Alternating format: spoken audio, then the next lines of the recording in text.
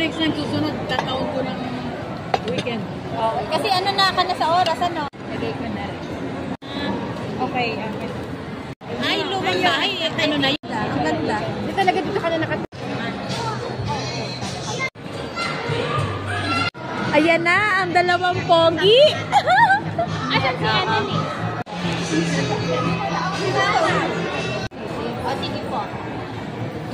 Saan pa tayo nagpunta sa mga pagkain? Kaway-kaway.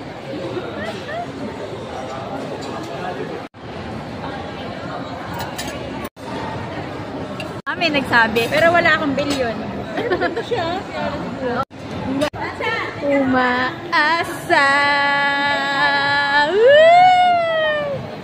Yun.